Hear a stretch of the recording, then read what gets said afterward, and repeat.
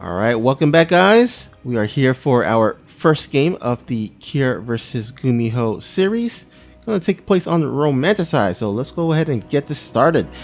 As your blue Terran playing for Storm Gaming is in our upper left corner of the map. Give it up for Gumiho. And his opponent spawning in the bottom right corner of the map. Always rocking that beautiful, beautiful star. Playing for the team of Dragon Phoenix Gaming. Give it up for Cure. And look at what we have here. Gumiho and Kier. Well, at least actually specifically Kier starting off with a little bit of a bang with this proxy Rax. Now, is there a SCV scout from Gumiho? Looks like there isn't. So he is going to be in the dark for this cheese here. Yeah, we do see the double gas for Cure, so it looks like it could be Marauders coming out for him. Yeah. So the defense is going to be... Well, what would you say is the ideal scenario for the Marauders? It's like there's only Marines and then you just sort of kill everything? Is that like the ideal scenario? Or are you expected to only deal damage but not kill your opponent? How does this cheese work? Well, for one thing, it is great that Gumiho elected not to go for the command center expansion. This makes it much easier to hold, and also he went for the two gas, so should have the factory and should be able to get the necessary defenses up.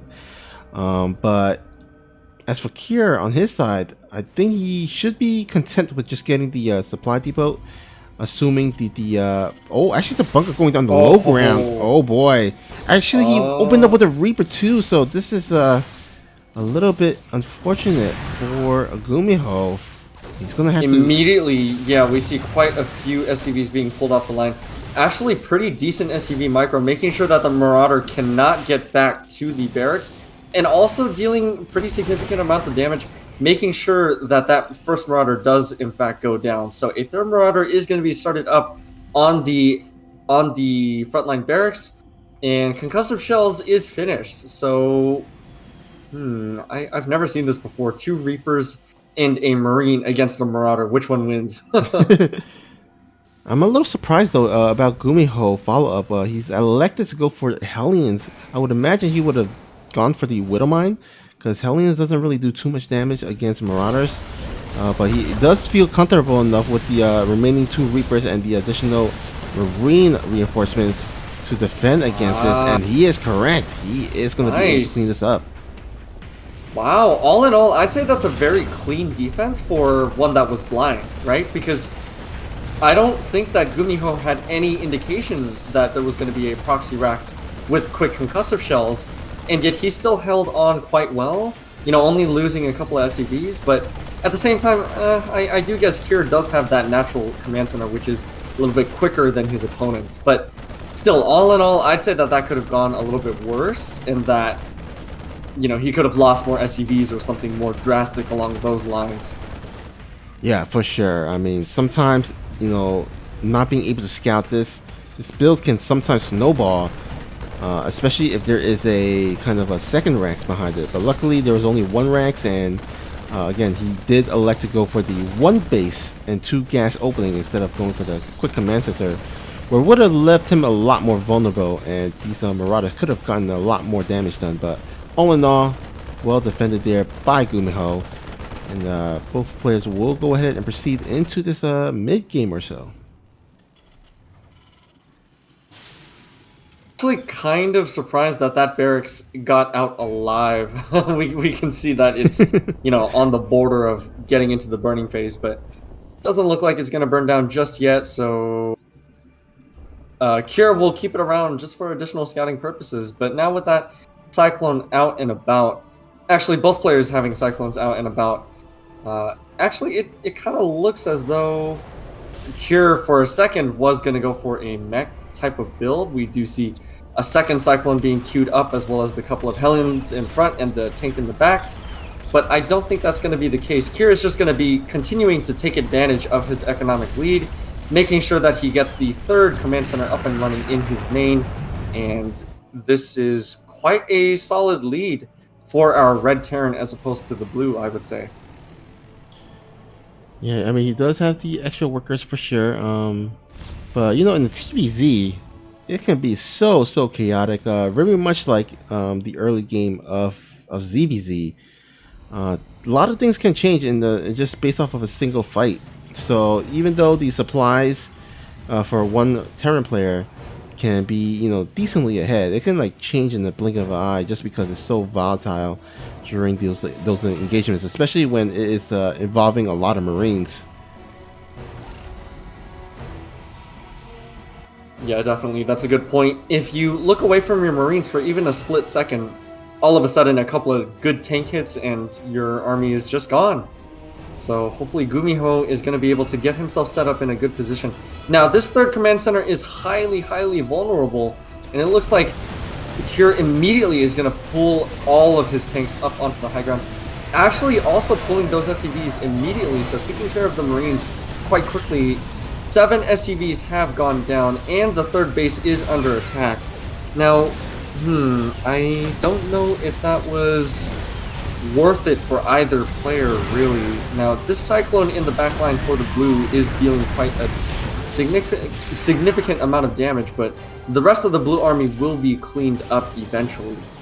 And in the end, we see a third command center that is up and running. And so not only is that an additional SCV that you can be making at any given time, but it's also an additional mule that you can be dropping anytime. So I'd say that even though Kier did lose those 7 SCVs in that skirmish, it did actually turn out to be worth it.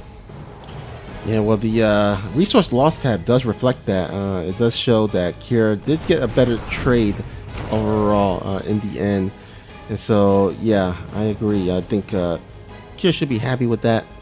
Now, Gumiho was nowhere near out of this game. I mean, the supplies across the board are still pretty even or so as he tries to get that third base up. It is going to be a little bit late. Definitely, actually, going to be quite behind as Kier's third base is already finished. But it looks like Gumiho is going to go ahead and try to poke in here and try to get some damage done. But with those 3 Ravens, it's just so difficult for him to commit to this attack. Yeah, definitely. It's definitely one of those trademark TVT moments, right? Like, neither player wants to just sort of dive in and all of a sudden lose half their army. It's always a very scary moment. Or you could be like Beyond and just like go in no matter what you see. It's just like suicide and go for the YOLO move. And still end up fine somehow. Yep. I know, right? Like, how does he do it? I know, it's crazy. Oh, man. I guess that's one of the perks of being one of the 4 Terran horsemen. Apparently you get some extra 9 lives or so. Yeah. Some hidden health bars, you know? Hidden health bars. Yeah. That's funny. Oh, a very nice disable. So it is going to give the blue Terran player a little bit of time. Oh, but look at that. The counter disables, taking care of all 3 of those siege tanks. And in the end, Gumiho is not going to sort of be happy with that drop, regretting the day he set foot in in Kier's natural.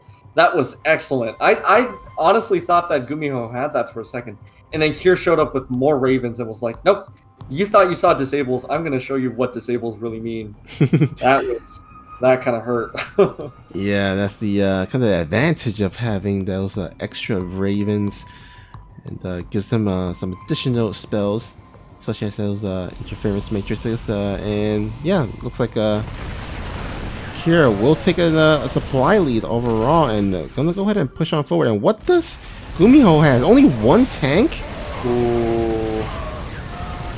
Oh, this is not looking too good. Immediately that tank did get disabled. Another tank was picked up in time, that way it can siege in the backline location. But look at that, we have 5 tanks coming out for Kier, and that immediately prompts a worker pool, and 14, 16, so many SCVs are just melting, absolutely melting. Now the Marines do finally clean up that backline of tanks, but look at the reinforcements. Kier immediately out outpacing his opponent in terms of both the Marine count and the tank count.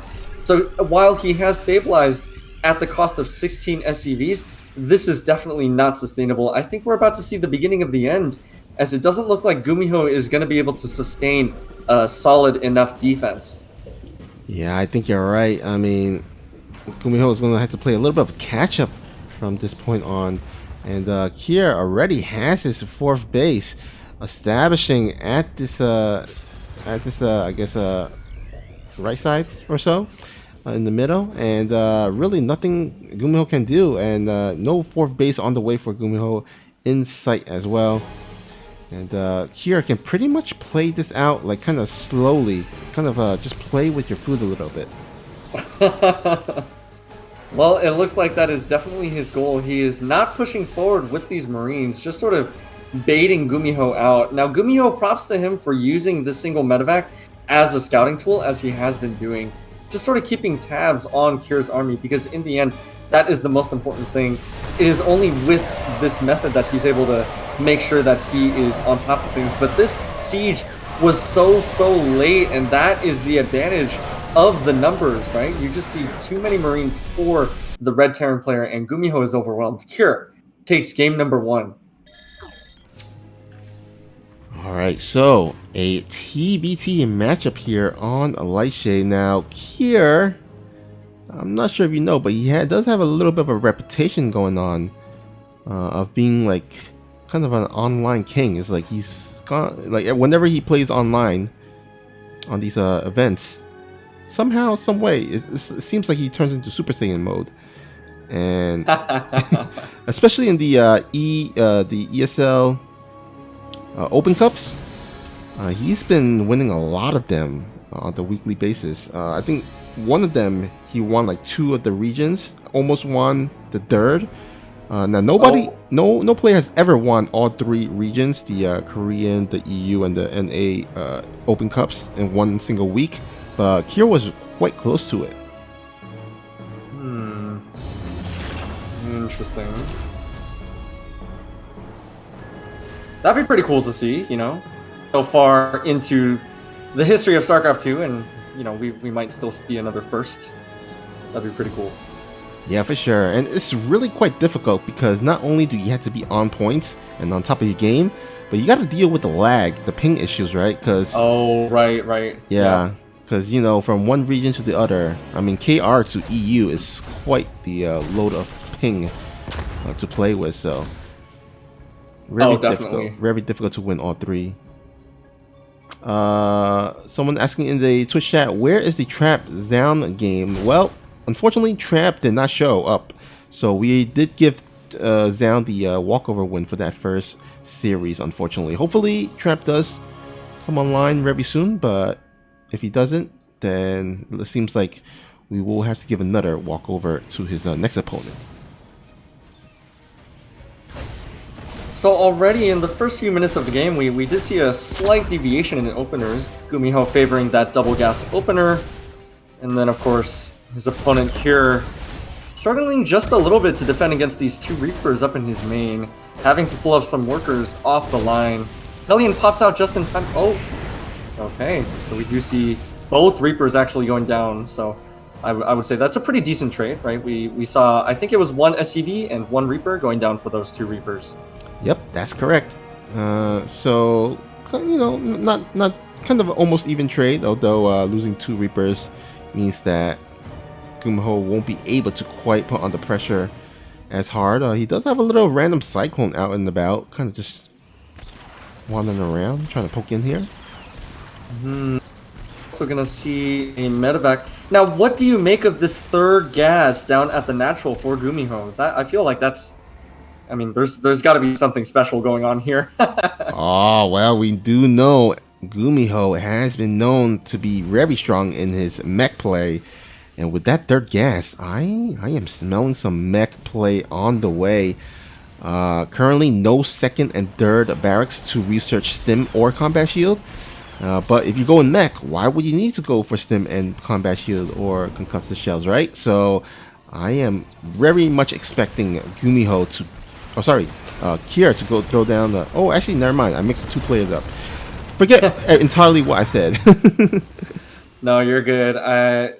Yeah, it seems like a lot of gas income for Gumiho, so that's gonna allow him to start up another tank as well as a Raven. So this is, or well, both players are going for Ravens, but Wait. yeah, I would be very excited to see Gumiho playing that, that mech style once again. Of course, we do see him opening with this Marine push just to back up the Cyclones, but yeah. Yeah, it looks like both players are playing kind of a mirror opening here, and actually forget what I said about forgetting it, because Gumiho actually gone for the same thing as Cure did. So as it stands, I think it's very possible that these guys can go for mech. Both of these players can go for mech, but it looks like we're gonna have a little bit of a skirmish here out in the natural.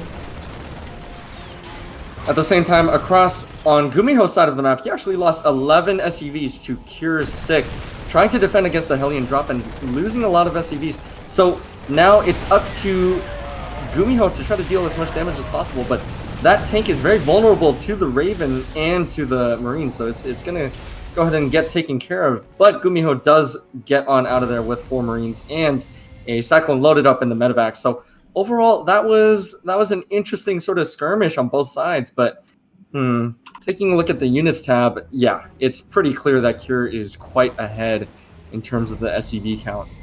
Yeah, for sure. He's up by pretty much 10 workers. And by the way, thank you, Marauder, for the amazing subscription to the channel. Thank you for the support. As we get underway with this TVT matchup here on the Lightshade, and we do have a kind of a move out from Gumiho as there is a drop coming into his base, so he is going to be unprotected into this in his main base. That's right. So we are going to see a tank and a Raven pop up back at home for Gumiho. At the same time, Gumiho is setting up across on his side of the map.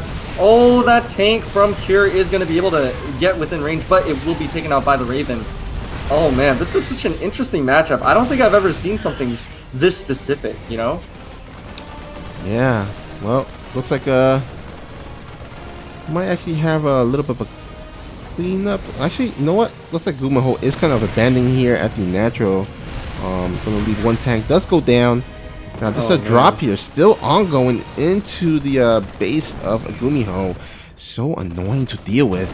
But you know what? Oh, he's like, wow. I'm going to give you a taste of your own medicine. I'm going to drop into your own main base. That's right. Oh, man. Cure making just absolutely the most possible out of that single medevac with those drops. But at the same time, we do see Gumiho going for his own drop.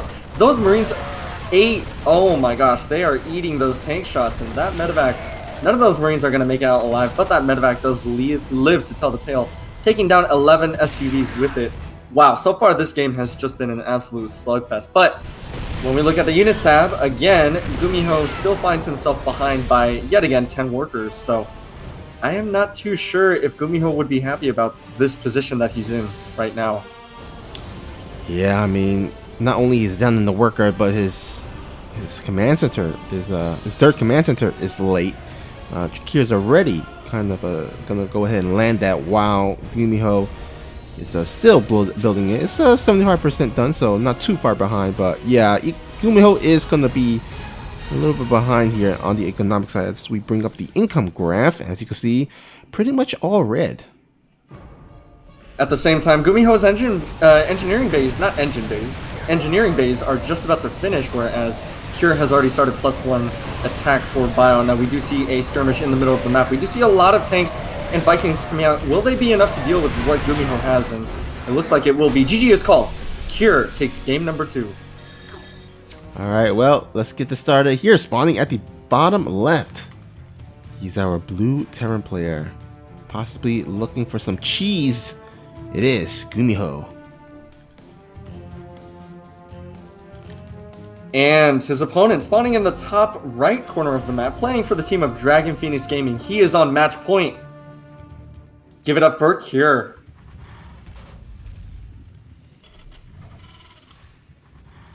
All right. I mean, if you're down 0-2, right, you might as well YOLO it. That's right. A very, very aggressive barracks. First barracks coming out for Gumiho. Now, it doesn't look like Cure's SCV is going to spot it in the natural, so this does, I believe this does have some potential. Now, with the 2 gas back at home, does this indicate Marauders, do you think? Yeah, actually, there's a very there's a great possibility that it is going to be two. Actually, you know, as I said, okay, yeah, actually, yeah, there's a tech There lab. we Okay, go. there we go. Yeah, there's definitely going to be a Marauders. He can actually probably throw down the second barracks to get some double Marauder push, or actually just commit to one. So usually you will get a couple and then like maybe lift off the barracks, get high ground vision on the ramp area, and just start shooting away at those supply depot, and then just supply block here. Right, especially since Marauders do in fact deal bonus against armored, and all structures are armored. Now, we do see that Cure is setting up a bunker on the high ground. Do you think this will matter against the Marauder rush? Yeah, I mean that's really the first big counter to it, because you're not gonna have enough units to defend against it. Because Marauders, you know, in this low number in this early game, does overwhelm the Marine and especially the Reaper. Reapers basically tickle Marauders, and so you really need that bunker there to help defend. And it does look like Cure does get that bunker up. That's right. Now here we go. One SCV and two Marauders are going to try to peek up onto the ramp, taking a little bit of damage, but, you know, not quite able to push all the way. Now, we do see the Reaper for Cure going all the way across to the other side of the map, and so far, Gumiho doesn't actually have anything just ready about now to defend, so the SCVs are vulnerable for a little bit. That Hellion is about to pop, and finally, hopefully this Reaper... Wow, 2 kills already. That's pretty solid. Yeah, not a bad pickup there. Although it looks like Gumiho is going to go in and start pouncing away at the supply depot at the front here. Even throwing down a bunker to help delay the possible command center, assuming that he does break free of this and start getting some higher tech units like that Cyclone right there. Oh, wow. For a second there, I thought that those Marauders were actually going to successfully take care of that bunker, but the SCVs were pulled just in time. The exact number of, 4 SCVs being just enough to, make sure that the repair was quicker than the attack. So very, very well done. That Cyclone is, of course, going to take care of the most dangerous unit in the game, the Flying Barracks, but that's fine. Gumiho going to go ahead and take his natural on location. So I'm not too familiar with this matchup, but I mean, it definitely looks that it looks as though Gumiho has sort of given himself the economic lead. Yeah, he does have the command center building at the natural, which means he doesn't need to like lift it up and fly and waste a little bit of those mining time. But here, his command center is going to be ahead, and so he's going to be able to turn that into an orbital. Get that extra energy, or faster energy rather, for that meal. And it looks like with that tank, you will finally break free from this contain and start being able to start mining from that natural. Oh man, this single drop coming out for Cure could, it does have the potential to do some damage. Now we do see that Gumiho is headed on home, but you know what? This is both Gumiho's and my saving grace. He is getting Cloaked Banshees, and I have a feeling that they will deal a good amount of damage. Hopefully enough for Gumiho to pick up this game. Now, wow, Gumiho actually taking both gases at the natural. Man, I wish I knew what that all meant. Well, it looks like he can't worry about that too much right now, because there is the drop there, as you mentioned earlier. And currently not a lot of units here to defend. He's going to have to push back his Cyclone and Hellions back to the natural to defend. It looks like he was trying to prepare for a move out. Can he get the Cyclone? The snipe doesn't look like he can quite get on top of it, as Stim is not done. And man, I just want to point out there was some excellent micro on both sides. Now Cure coming back in, dropping, oh wow, and just barely getting picking up that Cyclone. Now a second one does come in here. Oh, and the medevac just barely maneuvers out of range. Again, like I said, I think we are seeing some fantastic micro on both sides. I want to point out that earlier, Cure did some individual Marine micro with the medevac just to make sure that they stayed alive. Now we do see these 2 Cloaked Banshees coming in, and it doesn't look like there might be energy coming out on the natural for a scan, but one scan. Oh, we do see a Cyclone. We do also see a Raven, so the scan will not be needed. Now these Banshees are doing a decent amount. One Banshee does get taken out for 6 SCVs. Now, can this Banshee get some more? We see 2 Ravens actually as well, also popping that auto turret, making sure that that Banshee cannot overstay its welcome. At the same time, we do see, I believe that was a drop going into Gumiho's main, taking out 4 of his SCVs as well. Yeah, so all in all, total 8 SCVs going down a piece for both of these players. However, Kier is going to have a little bit of an economic lead because of the extra SCVs, but that could all change as this third Banshee, or no, actually, is this the same Banshee? Yeah, the second Banshee is going to go ahead and try to snipe away at these SCVs. Some nice micro there, actually, picking off some of these Marine pieces. You know, I really like what Gumiho is doing. Number one, he's taking the third base on location, you know, super aggressive as a Terran. To be fair, his opponent Kier already has a third orbital up and running and producing SCVs in his main. But on the other hand, Gumiho also researched hyperflight rotors for the Banshees. And I believe there are, I want to say 3 Banshees out on the field for Gumiho. So he's definitely, you know, going pretty deep into that Banshee tech. Now, this is looking kind of scary for Kier, however. How many tanks is that? We see 4 tanks out on the field. We see a couple of Liberators as well. So this is shaping up to be a very interesting matchup. Very different from the last. Yeah, for sure.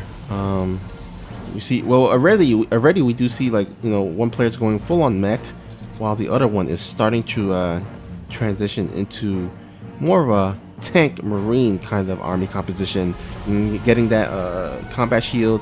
Stim also researching as well. That should be done. It's halfway done, but also +1 to go along with it.